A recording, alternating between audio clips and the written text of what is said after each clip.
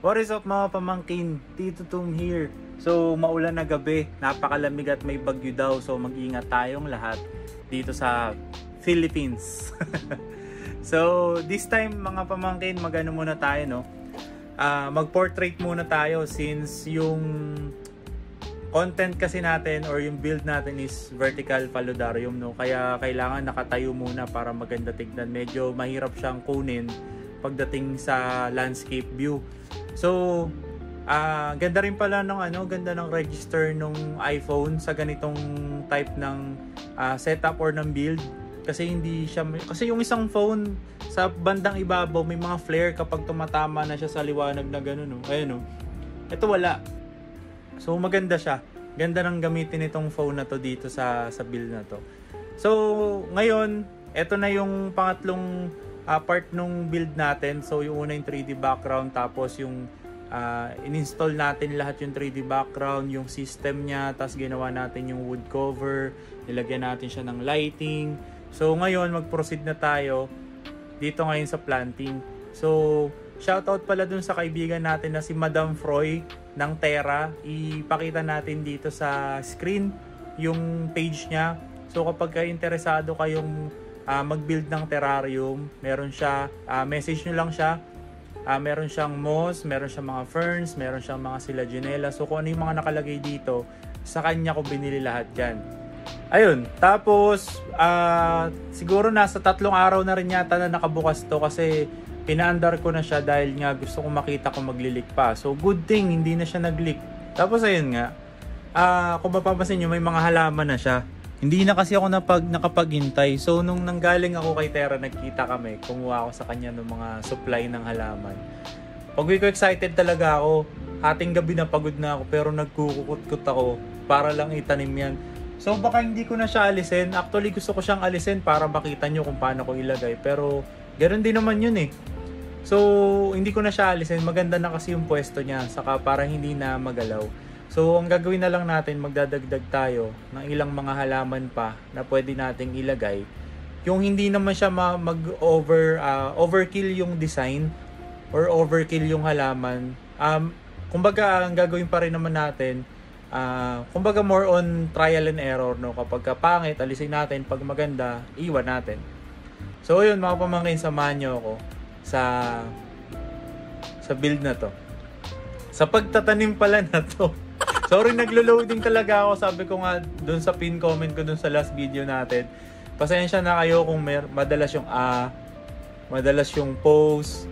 Kasi talaga, marami talaga akong iniisip. Yung maraming idea, marami akong gustong gawing content, marami akong, kumbaga, nakaplano na siya lahat. Pero hindi ko lang maiwasan na habang ginagawa ko to, may naisip akong iba. Hanggang sa nagsalalabo-labo na siya sa isip ko. Tapos, madalas akong puyat, late ako gumising. Tapos, alam niyo yun, siya yung normal na nangyayari pagka nasa 30 plus ka na. So, ayun nga. Ayan na naman. Kasi minsan, naglo-loading talaga ako. Naglo-loading yung isip ko. Hindi ko alam sabihin ko. Kasi nga, wala namang script. On the spot talaga yung on the spot yung paggawa natin ng mga video. So ayan, samahan nyo ako magtanim. Ipi-prepare ko lang muna yung mga kakailanganin nating mga halaman para hindi na tayo mahirapan maghanap, no? So yung mga tools naman nandito na. Tapos ayun, samahan nyo ako. Pakita ko lang sa inyo ng konti yung nasimulan ko na. So ayan, kung makikita nyo naman, umaandar na, may tubig na yan. Ayan o. Ganda ng bagsak niya. So dun sa ibabaw, kung makikita nyo, meron ng moss. So yung moss na yan is aquatic, Java moss. Mas matibay kasi yan kaysa sa Christmas moss. Actually, gusto ko nga sana yung mga Physidens nobilis or yung Physidens spontanus na moss. Commonly known as Phoenix moss. So ginawa ko yan guys, di ba? Pakita ko na rin. Ayan. Ito yung reservoir natin. Tapos ito yan yung mga moss na yan. So nakalubog siya sa tubig. Tapos nakaangat siya doon pababa. Para yung dalawang gilid natin na yan na binudburan natin ng buhangin. So para andaran din siya ng tubig. Tapos pwede rin siyang tubuan at the same time ng moss. Gusto ko nga sana yung moss pababa na yan dire-diretso. Kaso mukhang kakapusin ako ng ng Java moss. So may sinabi sa atin si Tera, tapos meron tayong nabili sa kanya na moss na pwede daw na kasi merong mga moss guys na hindi pwedeng ma-oversoak sa tubig. So yung sinasabi niyang moss sa atin, which is ito, okay daw to na nakalubog sa okay daw to na oversoak or lubog siya talaga. Hindi naman lubog sa tubig, kumbaga dinadaanan siya ng tubig, kasi etong mga moss daw na to tumutubo somewhere dun sa dinadaanan mismo ng tubig. So good thing yun. Ang problema lang sa kanya, medyo may kalakihan ng konti yung moss niya. Kaya kung ikukumpara natin sa scale nito, medyo malaki siya. Siguro kung yung size nito is double, okay na okay to. Pero subukan pa rin naman natin, no? Kasi wala namang mawawala. So ito yung unang inilagay ko. So kung maalala nyo, yun yung bimpo natin, yung itim, kita siya. So kaya kahit may mga bald spot siya ng moss, okay lang, hindi siya halata kasi itim naman Kasi yan, meron tayong moss. Yun nga lang, sadly ito, hindi ko alam kung bakit siya natuyot. Nakadikit naman siya dun sa bimpo na basa. Dikit yung ugat niya, so namaalam siya. So itong Selaginella natin, okay naman siya. Tapos yun natutunan ko, kapag pala yung Selaginella or yung ibang mga type nito, kapag pala nagdidilaw siya yung dulo, ibig sabihin pala sobra sa ilaw. Kasi nga hindi naman nila kailangan ng sobrang lakas na ilaw. So ang advice sa atin, 4 hours lang yung ilaw, especially kung malakas or kung tutok. Lalo na to, yung fern na yan. So 4 hours lang yung ilaw or 5 hours. So after 4 hours, naka-timer naman siya, naka-connect naman yung ilaw nito sa timer. So after 4 hours, pwede natin siyang mamamatay na, mag-off na kusa yung ilaw natin. Tapos kung sakali may event, may occasion sa bahay nyo, so pwede nyo naman siyang buksan. Kasi sa naman, sa mga rainforest naman, madalas foggy, madilim, umuulan, basa, tuyo.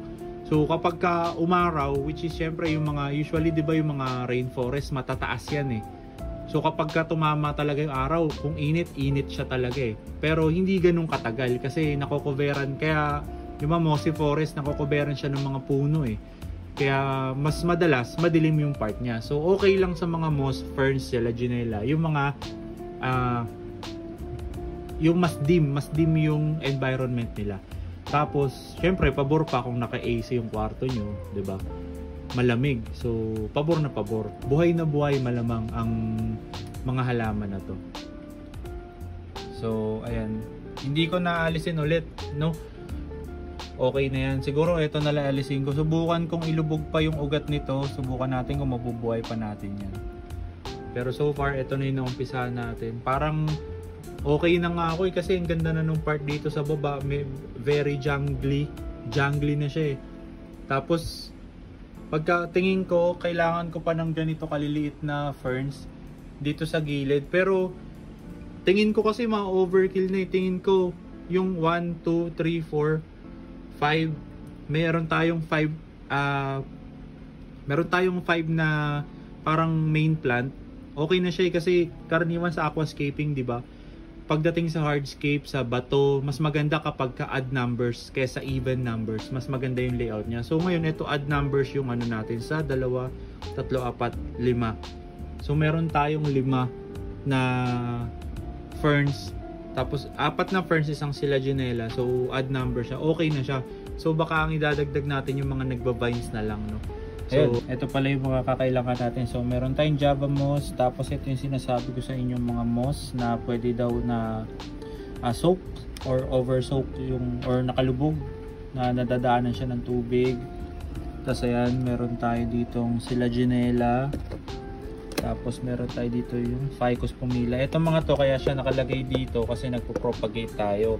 So babawas ako dun sa isang pinopropagate ko. So yun yung mga lagay ng ice cream ng ng McDo. Baka naman. Joke lang. So hindi ko siya tinatapon, nire-recycle ko siya. So ginagawa ko siyang grow out pot ng mga halaman na pwede sa terrarium. Tapos yan pala yung mga collections natin ng moss. Ayun yung nasabi ko sa inyo pala, share ko lang, no. Ayan yung Selaginella kapag ka sobra siya sa ilaw, kasi yung ilaw dati nakapatong lang dito tapos sobrang lakas niya, tapos more than 8 hours siya nakabukas. So hindi siya maganda. So ito yung ilaw na to, 3 yung intensity lang na ano. Ito nilaksan ko lang para makita nyo. Pero mahinang mahina yan kapag ka naka-open. Tas 4 hours lang. Sa ibang mga collection natin ng moss. Ayan, tas meron pa doon. Yan, sa salamin. Tas yun yung ibang grow out natin. Tas yan, meron tayong mga Selaginella. Kaso ito malalaking Selaginella na yan. Tapos yan dito sa baba. Mga anubias yan. So medyo makalat pero hayaan nyo na. Ayan. Dito si Dr. Tony Chopper natin. Cute to. Cute niyan pagka nandito. Pakita ko sa inyo guys. Ayan o. Bagay na bagay siya sa scale ng ano na to. Oh, di ba? Kita nyo gaano ka-cute yan. Oh. Pero saan na natin siya ilagay, no? So, diyan ka muna. Chopa. Umpisa na natin. Tapos labas ko lang pala yung mga pin. Mga stainless pin. Para pwede natin itusok yung mga moss dito sa mga sa ano natin, since pwedeng pagtusukan yan kasi ano naman yan expanding foam. So umpisahan kong gumupit nito, tapos lalagyan natin siya dun sa ano, sa mga gilid na yun. So i-zoom lang natin dyan, tapos lagay na natin. Ang maganda oh.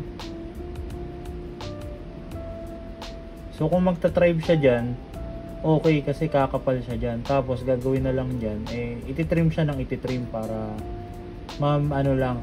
Maganda yung jungly type, yung talagang magja-jungle yung itsura niya dahil very mossy. Pero okay din na ano, bigyan niyo siya ng maintenance para hindi naman mag-overkill yung moss, para makikita pa rin yung design.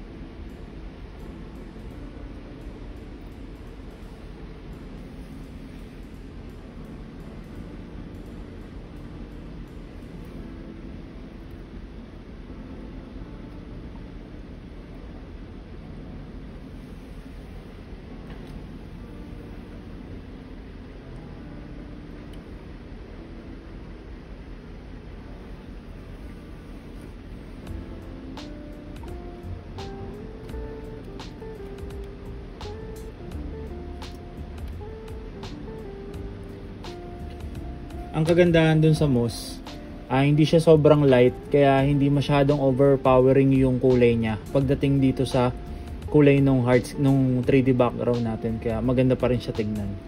Tapos ang na-highlight talaga kasi mas vibrant yung mga ferns natin.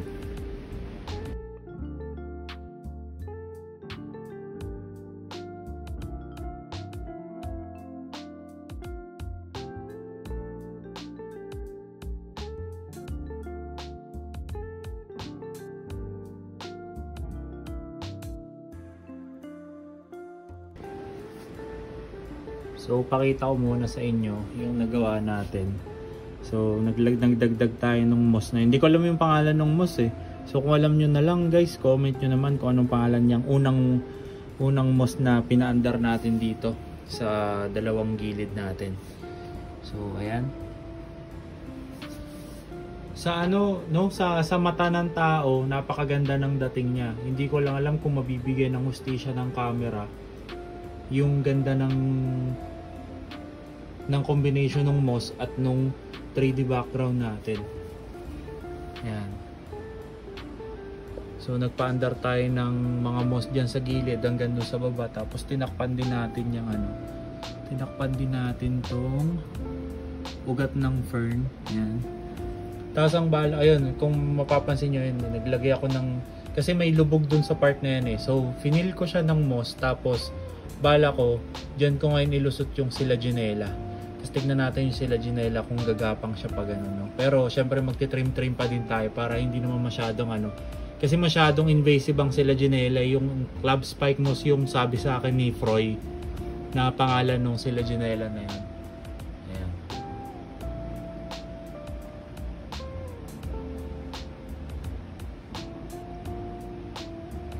nagagandahan na ako. First time ko makagawa talaga ng ganito. So hopefully magtuloy-tuloy, no. Sana maganda yung mga maging placement natin ng moss. Yan. So ito yung view niya pag sa bottom nakatingin. So ayoko talagang ayoko talagang mapuno siya ng halaman kasi gusto ko makita pa rin yung water feature eh. Gusto ko makita na meron pa rin nagka-cascade na tubig pababa. Tapos yun pala, no, sinilip ko 3 araw siya. Masyadong malaki yung nawalang tubig dun sa reservoir natin sa loob. So yun, lalagyan ko ng note dito na every 3 days i-check. Especially ito, mas marami na ngayon yung moss. Mas marami na yung flora natin. So kailangan siguro every 2 days magche-check tapos magdadagdag ng amount ng tubig. So yun mga pamangkin, magtatanim tayo. Naisip ko kasi parang gusto kong maglagay talaga ng something na vibrant green na mas light sa color nitong moss natin diyan sa gilid. So naisip ko, torn ako between Ficus pumila, yung string of frogs or yung spike moss. Actually sila Ginella din siya pero spike moss yung ibang tawag sa kanya. So yun, ang tagal ko naghahanap ng Ficus pumila. Buti na lang meron tayong kakilala at tropa na nagbigay sa atin, sakto meron siya. So yun, shoutout sa'yo kay Exotic Beast. So yun mga pamangkin, kung trip nyo yung mga exotic pets like gagamba, mantis, so punta kayo sa channel niya. At ayun, maraming salamat kuy sa pagbibigay ng Ficus pumila. Mabuhay ka. So turn ako kung ito or ito yung ilalagay natin doon sa dalawang gilid. Pero sinubukan ko kasing idikit ito doon sa gilid. Okay naman pero hindi masyado. Pero ito tingin ko babagay. So tignan natin. Okay, so ang kailangan lang naman natin gawin, yung dulo ng cutting ng Ficus pumila natin. Ito pala, no, bawat dahon niya meron siyang ugat. Kaya imposibleng hindi mabubuhay ito dito. Tapos nabubuhay ito sa very humid, yung mga naka-enclose na terrarium. So high humidity yon. So high humidity, wala naman siyang difference dun sa soak or yung basang-basa. So same lang naman yun, mataas ang humid, ibig sabihin mataas yung moisture. So kaya niyang mabuhay sa ganito kabasa. Ayan. Medyo pangit na yung tweezer natin. Ito yung unang tweezer pa natin sa aquascaping. Yun.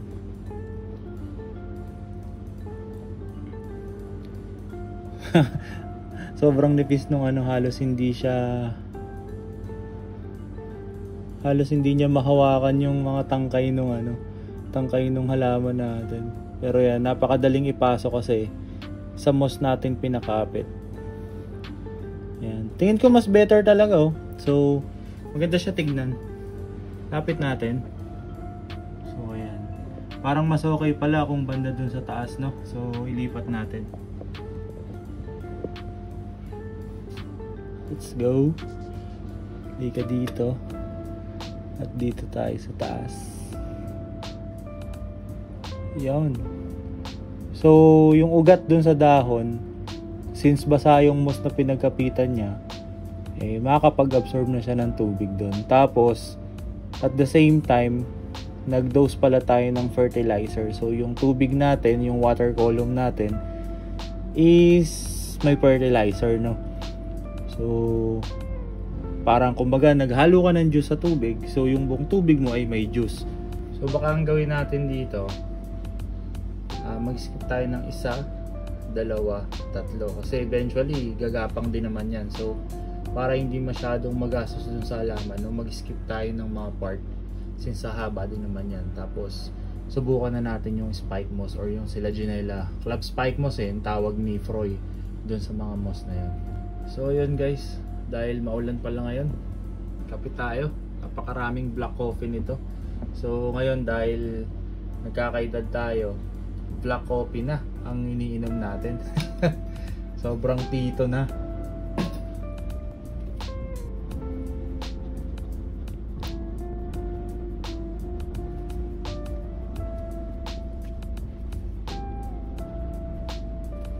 So kala ko hindi naka-record. So yan, soak ang tangkay natin dito. Mas maganda kung may pasok natin siya sa moss. Yun! Lupit! So yan, nakapasok naman siya. So the only thing na magagawa natin is to wait para mag-thrive siya, no? So hindi natin kayang i-rush. Kung marami kayong ficus pumila, pwede nyo siyang punuin, why not? Pero ako, medyo may mga stock naman ako, pero syempre more on ano siya nakasalang siya for propagation, kaya pwede naman tayong maglagay lang nito, tiis-tiis lang sa amount, kasi eventually dadami din naman yan. So pinakamagandang gawin natin para na-enjoy natin yung hobby ng pagtiterrarium at paggawa ng paludarium is to wait na mag-thrive yung ecosystem na ginagawa natin. Yun yung sense at purpose kaya tayo nag-hobby. Okay, next guys, we're going to plant this part. Wow, English! Ayan, nagagawa kapag gabi na, nagkakape pa. So, kumuha ulit tayo ng mga ficus pumila kasi naparami na natin to eh. So, tinitake ko lang yung chance na marami akong stock para magamit ko sa project na to. Tapos, nagpo-propagate pa ako sa ibang mga, tawag dito, grow out pot. Gumawa ako ng mga grow out pot. Nagpo-propagate tayo doon ng mga ficus pumila para dumami pa lalo. So ang gusto ko sa kanya sa ficus pumila, sobrang binuhay niya yung pagiging dull o pagiging malungkot nitong terrarium natin. Actually okay naman na yung amount ng moss na nakalagay, pero nung nilagyan natin siya ng ficus pumila, mas lalong nabuhay yung itsura niya. Well, it's a good thing na ginawa natin to.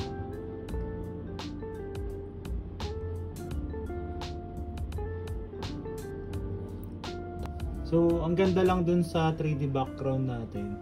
Meron siya talaga, makikita mo na shadow. So, talaga nagdadrama yung may effect siya talaga na may light part, may mga shadow part. Ganda ng dating. So, ayan, silipin natin siya. Mula sa taas, baba.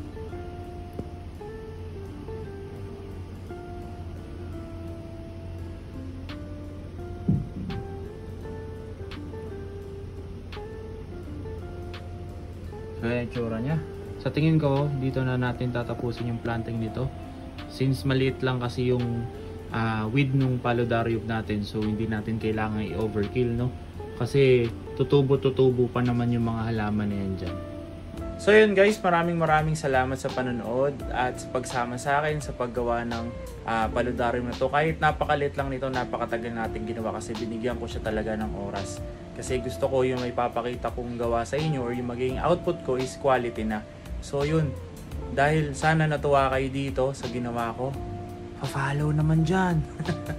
maraming salamat ulit sa panonood mga pamangkin.